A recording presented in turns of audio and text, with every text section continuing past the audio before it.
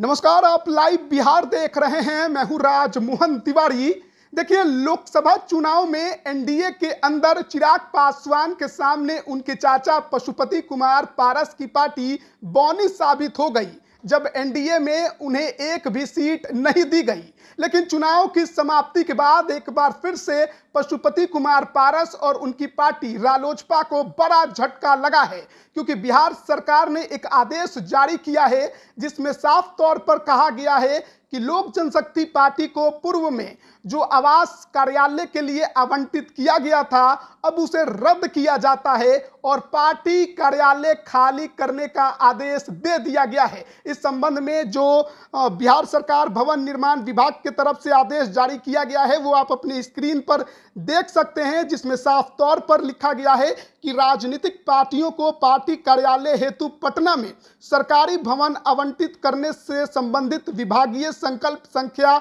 46 दिनांक 27/2/2006 के कंडिका 2 में स्पष्ट किया गया है कि पार्टी कार्यालय हेतु आवासीय भवन का आवंटन 2 वर्ष के लिए किया जाएगा तथा 2 वर्ष की अवधि समाप्त होने के पश्चात आवंटन का नवीनीकरण होगा। नवीनीकरण उसी शर्त पर होगा बशर्ते कि समय पर पार्टी के द्वारा सभी देयताओं एवं करों का भुगतान कर दिया गया हो। आवंटन नवीकृत नहीं किए जाने की स्थिति में आवंटन रद्द माना जाएगा और तत्काल आवास को खाली करने हेतु बिहार सरकारी परिसर किराया वसूली एवं बेदखली अधिनियम 1956 के अंतर्गत कार्रवाई की जाएगी। अतः आवास संख्या 1 व्हीलर रोड का नवीनीकरण वर्ष 2019 से लंबित रहने के कारण विभागीय संकल्प संख्या 46 दिनांक 27/2/2006 के कंडिका 2 में निहित प्रावधान के आलोक में तदेन लोक जनशक्ति पार्टी को कार्यालय हेतु पूर्व में आवंटित आवास संख्या 1 व्हीलर रोड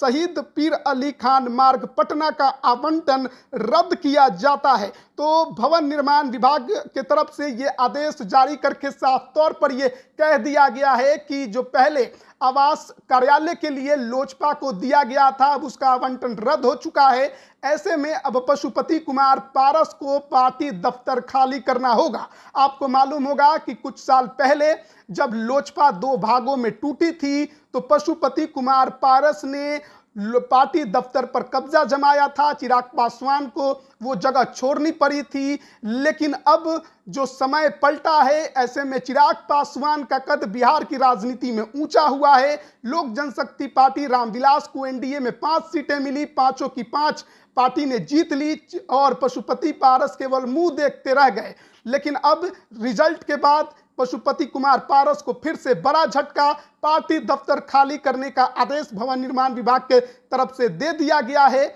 और ऐसे में एक और खबर ये निकलकर सामने आ रही है कि पशुपति कुमार पारस का जो हाल है बिहार की राजनीति में, उसे देखते हुए अब नीतीश कुमार की नजदीकियां चिराग पासवान के साथ बढ़ गई हैं।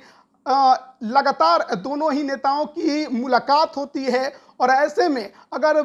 पशुपति कुमार पारस को दफ्तर खाली करना पड़ा तो हो सकता है कि आप एक बार फिर से चिराग पासवान जो है वो इस अपने पुराने कार्यालय में आपको नजर आए और ये आवंटन लोक जनशक्ति पार्टी रामविलास को कर दिया जाए। तो अब देखना होगा कि आगे इस दफ्तर का आवंटन किसे किया जाता है और पशुपति कुमार पारस आखिरकार कब तक अपना पार्टी दफ्तर जो है वो खाली करते हैं, क्योंकि आवंटन रद्द करने के संबंध में जो भवन निर्माण विभाग है उसके तरफ से ये कार्यालय आदेश जारी हो चुका है। तो ऐसे में उन्हें खाली करना ही पड़ेगा। और दूसरी तरफ चिराग पासवान को लेकर चर्चा है कि नीतीश कुमार से बड़ी नजदीकी में अब उन्हें अपना पुराना कार्यालय मिल सकता है और अपना पार्टी दफ्तर जो श्री कृष्णपुरी में उन्होंने बनाया है वहां से उठाकर पुराने 1 व्हीलर रोड स्थित जो पार्टी दफ्तर है, जो लोजपा का पुराना कार्यालय था, वहां पर वो